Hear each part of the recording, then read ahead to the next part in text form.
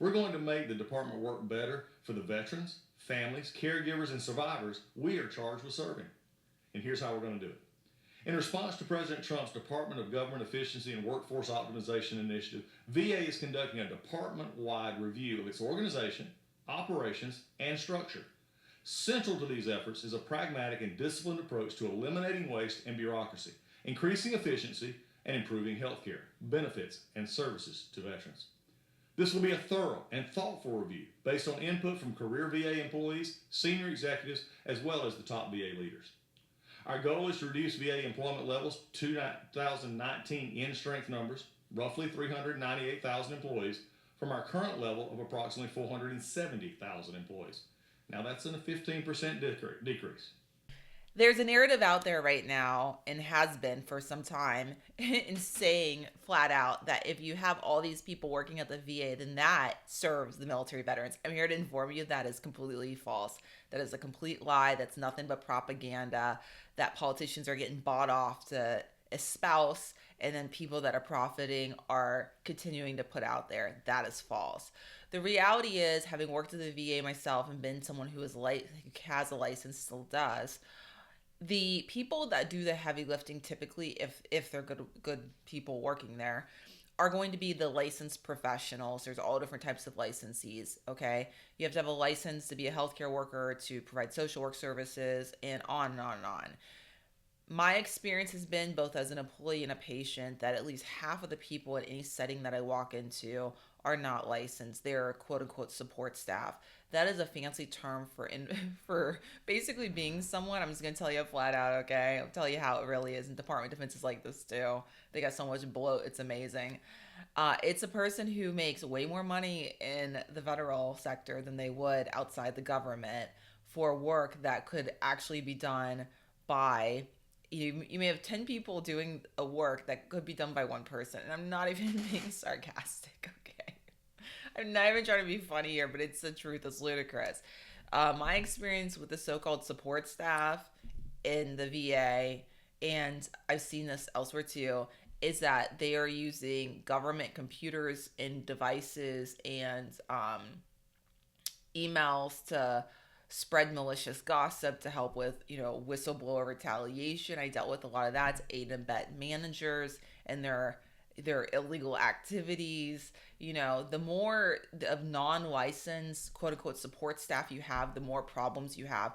I've even seen outside the VA in the non-government sector, when I've worked, of when you have a bloated support staff situation, that it's actually more harmful to the licensed healthcare providers and licensees that are supposed to be providing these services than helpful, because of the same thing. There seems to be a real office gossip mentality around a lot of the people that end up in these types of so-called support staff positions. I just see it.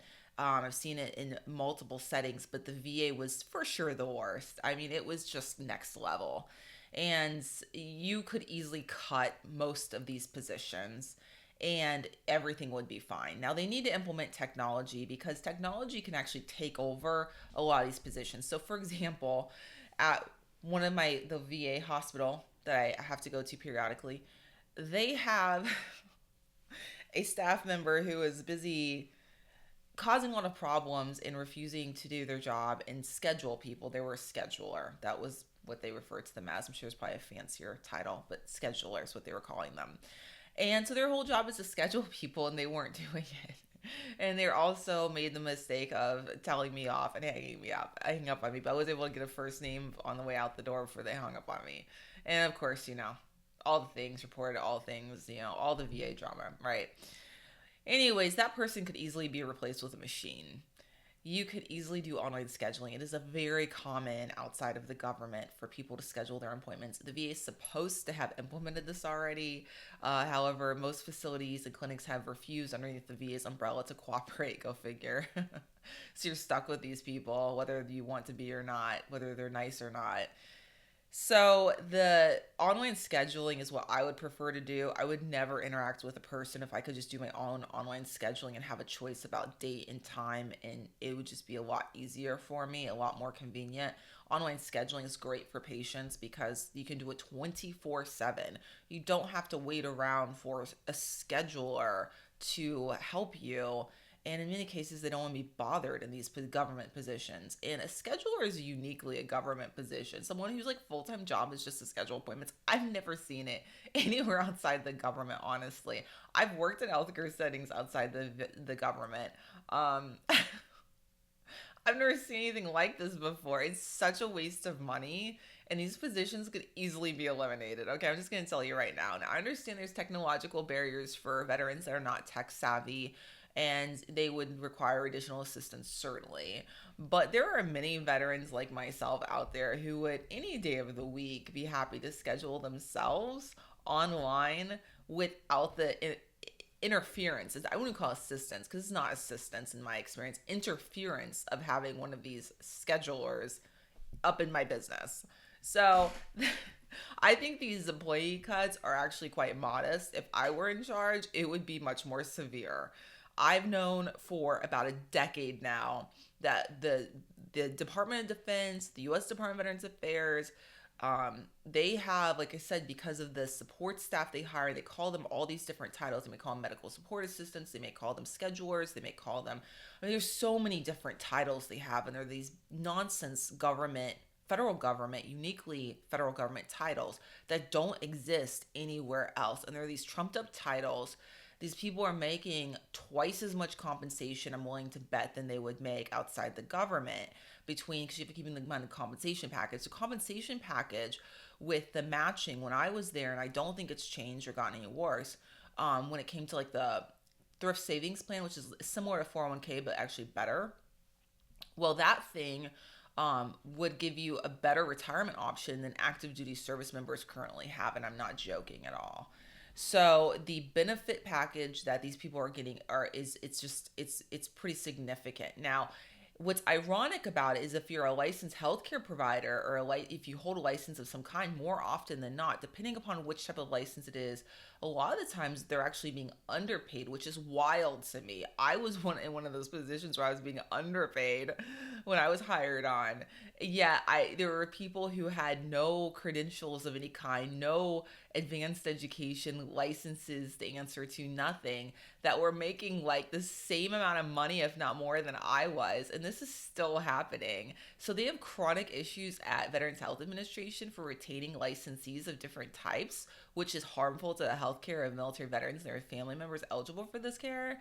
And yet they have no problem hiring people that are like not remotely licensed with all this advanced training and education and requirements they have to keep up with. And it blows my mind. Just think about it. It's like the most absurd thing ever.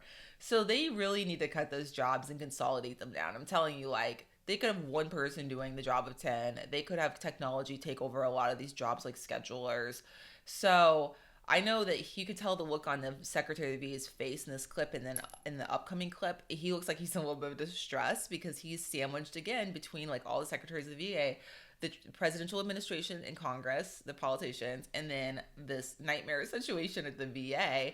And he has to kind of mediate in some way. This is often the position I see these people in, and the pressure must be crushing at times. So I do not envy him. I think that being the Secretary of the VA has got to be one of the more stressful positions. Ever since Eric Shinseki, I have come to the conclusion that not any one individual Secretary of the VA is solely to blame for these problems. They are just sandwiched in the middle of an impossible situation. And this Secretary of the VA, the only thing that makes him different is the fact that he is getting a lot more assistance than any other Secretary of the VA that I've ever seen. Ever. And so things are really changing, and that's really good. I hope it really does change fundamentally, long-term, generationally, transform in a really positive way for all of the country and the military veterans and their families. I truly hope that, and I would love to see that. Another thing I'd like to add about this is that in my book, Veterans Affairs Whistleblower Retaliation, I talk about eliminating the civil service system. I talk about getting rid of the AFGE union. I have nothing against unions, but it just does not work in this setting. That is my assessment of the situation. I used to be a part of that union as a member when I worked there. And these are the conclusions I have come to as a patient, as a once employee, now former employee, on and on. I think that the reason they're going about things like mass reduction in force, which is how they're about to carry this out, and the reason that they are doing probationary layoffs aggressively in the way that they're doing them, is because they legally realize that's probably and this is just my opinion, not a lawyer, but in my opinion, from everything I've researched and studied for all these years, I think that the presidential administration probably realizes that this is the easiest way to fire a lot of people fast, essentially, and to consolidate and to downsize and to regroup and to reconfigure this entire situation. Because otherwise, as happened in the first presidential administration of Trump, there was endless, like, there's always lawsuits and stuff with all this political stuff from what I've seen at the highest levels. But in the first administration, he was trying to convert the civil service system into an at-will employment system, which I 100% support. That's the way it should be. That's the way it is outside the government. That would make total sense. The one bad thing about that, I'll say, that I've seen now with this administration taking over, is because everything is super hyper polarized in this country and super hyper politicized and just like all or nothing, and like, you know, Democrat, Republican, and like, like it's just all this like high conflict stuff. I do believe that it will be problematic working in the federal government, really, period, moving forward. And also, especially as an at-will employee, because there's a lack of logic in the federal government historically, currently, and I suspect this will be the way it is in the future. So that is a big downside. However, the civil service system just does not work, in my opinion, and in my direct experience, it does not make sense. So I do think that one way or the other, it has to be done away with. But I think legally, because of the legal roadblocks they faced in his first administration of Trump, I think that they're like, okay, let's go ahead and regroup and like try this other method. And I don't know, but my opinion is, and my impression is from watching kind of the dynamics of this administration, which are, to me, are just endlessly fascinating. Like the personalities, the dynamics, it's bizarre and interesting all at the same time. I think that Trump and his people are probably advised by some extremely pricey lawyers that this was the easiest way to go about downsizing the bloat at the VA, and without having to deal with the similar legal roadblocks that he dealt with in his first administration. And I will also say that, you know, Trump, knows to me, controversial me saying this, I'm going to state the facts.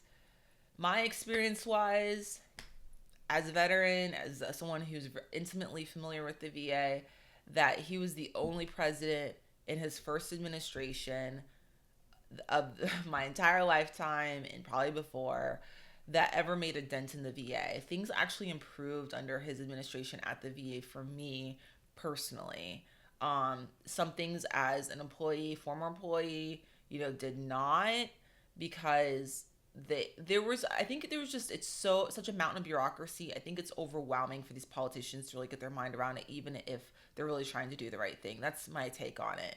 So I think he was able to get his mind around doing a few things. I think a lot of things I think the ball got dropped on just a ton of things, if I'm being honest with you. Now we got this administration 2.0. It's totally different. Elon Musk is involved. I'm not a fan of Elon Musk. I do not like this guy. I love eliminating fraud, waste, and abuse in the government. I don't like this guy, though. I don't like these methods. I don't approve of it. I think the same thing could be done, but could be done more professionally, more morally, ethically, and more efficient than what's currently being done. Like I said, I don't like the nasty gram emails going out to these people. But whatever the case, I am on board with the massive downsizing of the personnel that are non-licensed. And that appears to be what they're doing. The layoffs of the probationary employees, I did not see anyone with a license showing up on the news media clips at all. I did not hear of anyone that was licensed being laid off as a probationary employee. It was all these support type positions, right? Where you're not licensed, you're not, in my opinion, you're not essential. I know it's going to hurt some feelings and I'm sorry, but I also am not that sorry when it comes right down to it. I understand this to be really harmful to anyone losing their employment, right? And their primary source of income, to their families and stuff. And I do have empathy for that. Okay. I do. With that said, if you were a VA employee that was in one of these support positions, you were not licensed. And even if you were licensed, I was licensed, and when I worked there, the second facility I worked at, second state, I saw the writing on the wall that this is a very dysfunctional, unsustainable organization, that people are very angry with this organization, that it is not serving its intended purpose as intended. these people, that the military veterans, they're not happy with this organization in large part. I saw that. The writing was on the wall. And when I realized this is not what I signed up for, I quit, I left. And there was some aftermath in that, which I cover in my book, Veterans Affairs Whistleblower Retaliation. But ultimately, you know, I will never work in the federal government again, quite frankly. I don't see a path for that unless there is radical transformation, because my personality is such that I want to get things done. Like, I want to be efficient. I want to be productive. Like, I want to make an impact, right? And I was not able to do that in working at the federal government. And I wasn't going to be like one of these people drinking my big drink and Googling along, at work, or getting in the gossip and doing all that drama. Like, that's just not me. That's not how I want to live my life. That doesn't align with my values. And so, if you were a VA employee, you should have seen the writing on the wall about these facts of life, and that one day things may finally change. It may finally come to a head. The snowball effect may finally happen, where it's building and building and building and building and building until finally it implodes. And that's what I think is starting to happen here, essentially, an implosion of generational trauma being inflicted upon people by this organization that has been so evil, so mismanaged, so corrupt for so long. And it is long overdue.